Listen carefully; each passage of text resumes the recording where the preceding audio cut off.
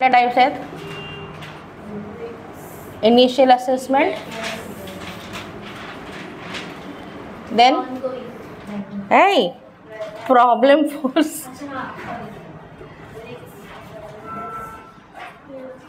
Problem focused. आज चष्माने आणण्याचा प्रॉब्लेम होतो. ओके, देन इमर्जन्सी है ना, आणि देन आहे तुमचं टाइम लॅप्स असेसमेंट. बरोबर, बोलू नका. ओके, नंतर पर्पज काय तुमच्या असेसमेंटचा, कोणी सांगू शकेल? पर्पज काय आहे? 1 2 3 4. का असेसमेंट करणं गरजेचं आहे? To get the data of the patient, information मिळण्यासाठी, इन्फॉर्मेशन ऑफ पेशंट. ओके, नंतर त्याचे नॉर्मल फंक्शन्स काय आहे, कसं करणार तुम्हाला या डेटावरनं, या इन्फॉर्मेशनमधून. ओके, काय रिस्क आहे का, किंवा काही डिसफंक्शन आहे का पेशंटमध्ये, काही सिस्टीम डिसफंक्शन आहे का, या सगळ्या गोष्टी तुम्हाला कळणार. त्याच्यामुळे तुम्हाला पेशंटची स्ट्रेंथ पण कळेल. स्ट्रेंथ, पेशंट कुठे स्ट्रेंथ आहे आणि कुठे वीक आहे, आणि पेशंटचा डायग्नोसिस फेज तुम्हाला कळणार. ओके, तुम्ही जेव्हा डेटा कलेक्ट करता त्यावेळेस तुम्हाला इन्फॉर्मेशन येणार, त्याच्यामुळे तुम्हाला नॉर्मल फंक्शन कळेल, पेशंटचा रिस्क कॅटेगरीज कळणार, पेशंटची स्ट्रेंथ काय आहे आणि डायग्नोसिसचा कोणता फेज आहे तेही तुम्हाला समजू शकतं. देन असेसमेंटच्या स्किलमध्ये तुम्हाला काय करायचं आहे, कसं घेणार तुम्ही असेसमेंट? एक तर इंटरव्ह्यू कोणाचा? पेशंटचा आणि पेशंटच्या नातेवाईकांचा. दुसरा आहे तुमचा फिजिकल एक्झामिनेशन, हो ना, आपण हाईट वेट घेतो, ब्लड प्रेशर वगैरे घेतो, है ना, पर ॲबडॉमन चेक वगैरे करतो. आणि इंट्युशन, इनसाईट, पेशंटच्या सायकोलॉजिकल बिहेवियरमध्ये तुम्हाला इंट्युशन येतात किंवा तो वेलबिंग आहे की नाही आहे.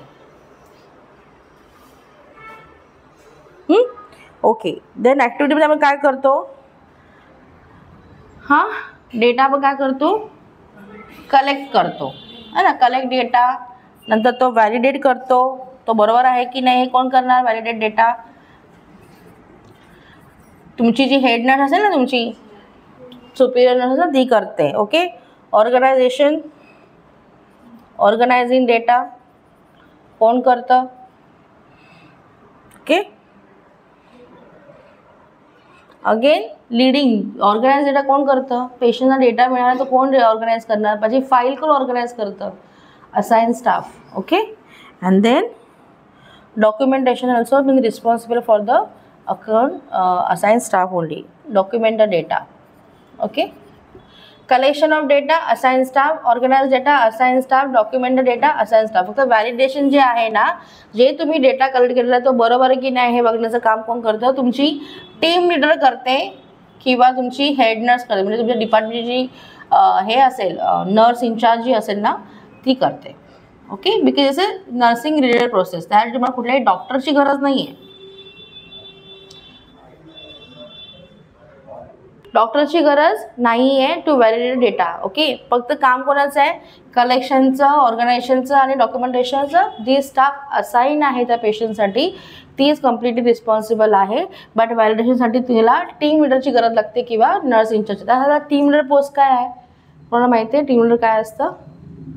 What is team leader? प्रत्येक डिपार्टमेंटची प्रत्येक मध्ये ना एक ग्रुप असतो ना, 4 ते 5 स्टाफ येऊन त्या पर्टिक्युलर शिफ्टला सांभाळतात.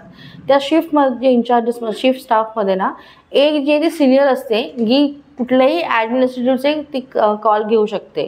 म्हणजे she is been senior according to her experience, आणि तिच्या स्किलनुसार पण तिला आपण एक्सपिरियन्सचं बघून किंवा स्किल बघून तिला we can declare as a team leader or nurse incharge. Okay, समजलं?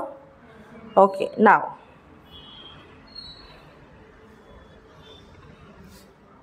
नको लोन मला. ओके, नाव सोर्सेस ऑफ डेटा. कुठून मिळणार डेटा तुम्हाला असेसमेंटचा? खूप मोठा आहे हा टॉपिक आणि हा तुम्हाला कंटिन्यू लागणार आहे म्हणून आपण रिपीट करतोय. ओके. सोर्स ऑफ डेटा कुठून मिळणार तुम्हाला?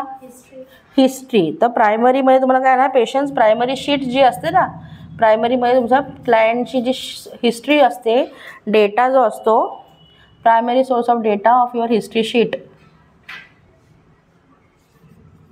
ओके. सेकंड आहे तुमचं, सेकंडरी आहे family members. Yes, very good. Family members सांगितलं असतं किंवा दुसरं कोण? Health professional. कारण प्रत्येक वेळेस तुम्ही नवीन ॲडमिशन घेणार त्याचं असं प्रकार आहे का? जेव्हा तुम्ही एखाद्या डिपार्टमेंटला गेला तर तुम्ही ऑलरेडी सकाळी एक ॲडमिशन झालेलं आहे तर तुमची हेल्थ केअर वर्कर जी असणार आहे, हेल्थ प्रोफेशनल जे आहे ते तुम्हाला हेल्प करू शकतात फॉर सेकंडरी इन्फॉर्मेशनसाठी. जे आहे तुमचे health records and reports. Okay. पेशंटच्या हेल्थ रेकॉर्ड आणि रिपोर्ट्सवरून तुम्हाला कळणार की पेशंटची कंडिशन एक्झॅक्टली काय आहे आणि तुमचे लॅबोरेटरी तुमच्याकडे पाठवलेले जे लॅबोरेटरी टेस्ट रिपोर्ट असतात किंवा डायग्नोस्टिक रिपोर्ट असतात, दे आर इक्वली रिस्पॉन्सिबल. अच्छा, डायग्नोस्टिक रिपोर्टमध्ये कोणाला माहिती आहे का काय असतं डायग्नोस्टिक रिपोर्ट्स? Anyone knows?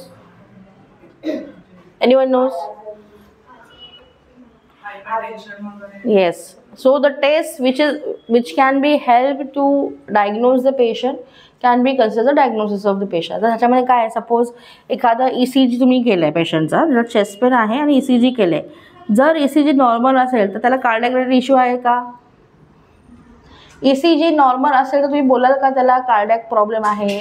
नाही. चेस्ट पेन आहे, ECG मध्ये काय चेंजेस वगैरे असतील, सपोज ST एलिव्हेशन झालं आहे, ST डिप्रेशन झालं आहे किंवा रिदम त्याची चेंज झालेली आहे, या सगळ्या गोष्टी जेव्हा तुम्ही चेक करता ECGमध्ये मग पाहता, याचा अर्थ it is related to certain cardiac problem. So initial diagnose करताना तुम्हाला या डायग्नोस्टिक रिपोर्टची गरज पडते. दिसत नाही आहे? ओके. थोडी अशी शिफ्ट ना. फाईन, समजतं. किंवा सपोज पेन इन ॲबडॉमन आहे, पेन ॲबडॉमन आहे पेशंटला. ओके. आणि तुम्ही सोनोग्राफी केली आहे, त्यात तुम्हाला काहीतरी गॅसेस दिसले. ओके. सोनोग्राफी केलीमध्ये तुम्हाला समजलं की बॉलमध्ये गॅसेस आहेत, कॉन्स्टिपेशन आहे किंवा इम्पॅक्टेड स्टूल वगैरे आहे, या सगळ्या गोष्टी. तर इम्पॅक्टेड स्टूलचं काय होतं, जेव्हा पेशंटला कॉन्स्टिपेशन होतं आणि मोशन वगैरे पास होत नाही, तो से गॅसेस जे टॉक्झिन्स आहेत ना ते बॉडीमध्ये रिलीज होतात आतमध्ये. ओके. आणि त्याच्यामुळे पेशंटला दुखतं किंवा स्ट्रँग्युलेशन वगैरे होतं आणि ते गॅसेस इवन तुमच्या सोनोग्राफीमध्ये दिसतात, एक्सरेमध्ये सुद्धा दिसतात. Okay. So these are the certain investigation जे आपण रूल आउट करू शकतो की पेशंटला नेमका त्रास काय आहे. एक्सरे चेस्ट जेव्हा आपण करतो, सपोज एखाद्या पेशंटचा आपण एक्सरे चेस्ट केला आहे, त्यामुळे जर पेशंटला निमोनियाचा पॅच दिसला, एखाद्याला कफ कंटिन्यूस होत आहे आणि त्याला निमोनिया पॅच दिसला, त्याच्यावरून सुद्धा जर तुम्ही काल डिस्कस केलं ना एक्सरेमध्ये आपण टेक करतो ना, तो निमोनियासुद्धा आपण फाइंड आउट करू शकतो with the help of x-ray. कारण एक्सरेमध्ये टिपिकल कुठलेही रेस्पिरेटर प्रॉब्लेम तुम्हाला जर कन्फर्म करायचे असतील तर तुम्हाला एक्सरे आणि CT स्कॅन हे दोनच गोष्टी तुम्हाला प्रॉपर डायग्नोसिस देणार. एक्सरे आणि CT स्कॅन ह्या दोनच गोष्टी. त्यावेळी तुम्हाला blood report okay can indicate, पण कन्फर्मेशनसाठी तुम्हाला एक्सरे आणि CT स्कॅन या दोनच गोष्टी तुम्हाला रिस्पॉन्सिबल किंवा हेल्प करतील किंवा प्रॉपर तुम्हाला सांगतील. कळलं? समजलं? असेसमेंट कळलं? Okay. Tanvi, any doubt? Okay. आता आपण डायग्नोसिस बघूया. हा टॉपिक खूप मोठा आहे म्हणून तुम्हाला पुन्हा मी सांगते आहे. जस्ट रिव्हिजन त्याच्यामध्ये जर कोणी मिस केलं असेल तर ॲटलिस्ट त्यांना समजेल असं. So types of nursing diagnosis, actual nursing diagnosis आणि ह्या सगळ्या गोष्टी पेशंटच्या मेंटल स्टेटस हेल्थवरती असतात. नर्सिंग डायग्नोसिस आणि ही पेशंटचा मेंटल स्टेटस हेल्थवरती असतात. ओके. देन रिस्क नर्सिंग, की रिस्क कोणती आहे. तिसरं आहे तुमचं वेलनेस आणि चौथं आहे तुमचं सिंड्रोम. ओके. बरोबर? ओके. या सगळ्या गोष्टी ज्या आहेत ह्या तुमच्या पेशंटच्या mental health, how he is been responding to your answers, time, place आणि पर्सन. कळलं? फाईन. नेक्स्ट इज युअर, आणि हा डिफरन्स आहे दोघांमध्ये. Nursing diagnosis is complete different from your medical diagnosis. Medical diagnosis हा कधी चेंज होत नाही, तो तुमच्या रिपोर्ट्स अँड डायग्नोस्टिक टेस्टवर डिपेंड करतो. पण नर्सिंग डायग्नोसिस हा तुमचा चेंज होऊ शकतो. तुमचा स्टार्टिंगचा डायग्नोसिस जो आहे ॲक्च्युअलचा can be change according to risk आणि वेलनेस आणि सिंड्रोम, ह्या गोष्टी चेंज होत राहतात. म्हणजे पेशंटचा टाईम ऑफ ॲडमिशन जो डायग्नोस तुम्ही केलेला आहे तो time of discharge can be change. Okay. Now planning. चला, इनिशियल प्लॅनिंग. ओके, मग अशी कोणतरी बोललं काहीतरी. ऑनगोईंग प्लॅनिंग आणि discharge planning. Okay, discharge planning. Ongoing planning, sorry, initial planning कोण करणार? येस, ज्यांनी कोणी ॲडमिशन घेतलं, ज्यांनी इनिशियल असेसमेंट केलेली आहे, तोच nurse who has done initial assessment. Okay. इथे कोण आहे ऑनगोईंगमध्ये? Those are looking after patient. ज्या कोणी सिस्टर्स पेशंटला चेक बघतायत थ्रू आउट द, येस, आणि those are be involved in care plan. The nurse who are being involved in care plan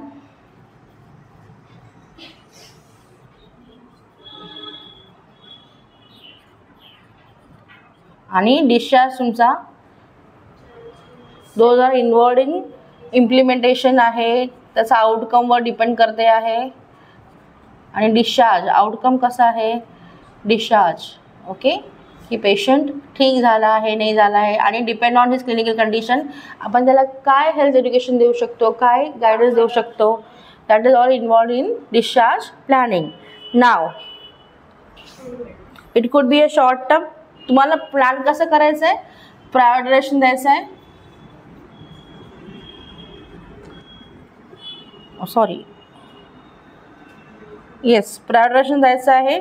then nursing इंटरवेशन्स, तुमचा काय रोल आहे तुम्हाला इन्फॉर्म करायचं आहे, आणि नर्सिंग प्रायोरिटायझेशन करून तो इन्फॉर्म करून तो डॉक्युमेंट पण करायचा आहे.